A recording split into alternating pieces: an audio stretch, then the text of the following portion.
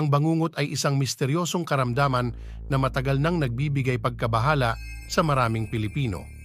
Kilala ito sa biglaang pagpanaw ng mga tila malulusog na individual habang natutulog.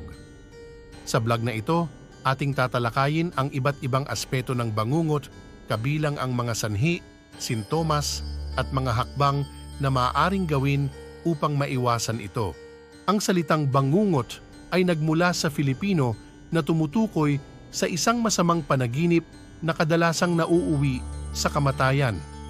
Bagamat tila isang urban legend, may mga dokumentadong kaso ng mga taong biglaang pumanaw habang natutulog na iniuugnay sa bangungot. Ang karamdaman na ito ay karaniwang nararanasan ng mga kalalakihan na nasa pagitan ng 30 hanggang 40 taong gulang. Ang eksaktong sanhi ng bangungot ay hindi pa ganap na nauunawaan, ngunit may ilang teorya na iminungkahi ng mga eksperto tulad ng mga sumusunod. Isa sa mga pangunahing teorya ay ang Sudden Unexplained Nocturnal Death Syndrome o SUNS, isang bihirang kondisyon na nagiging sanhi ng biglaang pagkamatay habang natutulog. Ito ay madalas na nararanasan ng mga kalalakihan mula sa Timog Silangang Asya. Ipinapalagay na may kinalaman ang lahi o genetic makeup sa pagiging maselan sa bangungot. May mga pag-aaral na nagpapakita na maaaring may kinalaman ang ilang genes sa pagkakaroon ng Sudden Unexplained Nocturnal Death Syndrome o SUNS.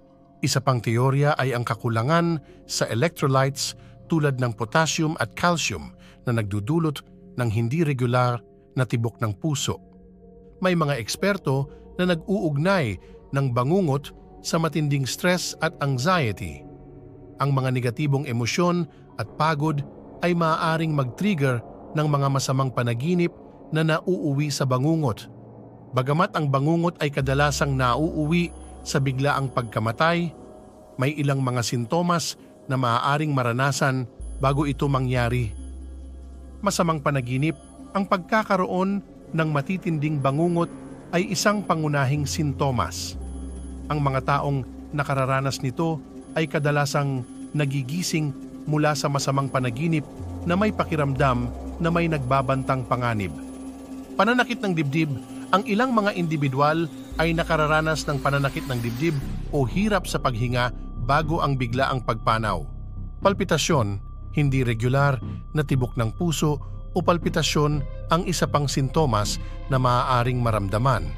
Bagamat walang tiyak na paraan upang maiwasan ang bangungot, may ilang hakbang na maaaring gawin upang mabawasan ang panganib nito. Panatilihin ang kalusugan, siguraduhing may balanseng dieta at regular na ehersisyo. Iwasan ang labis na pag-inom ng alak at paninigarilyo na maaaring magdulot ng mga problema sa puso. Iwasan ang matinding stress bago matulog, maglaan ng oras para mag-relax at mag-unwind upang maiwasan ang pagkakaroon ng masamang panaginip.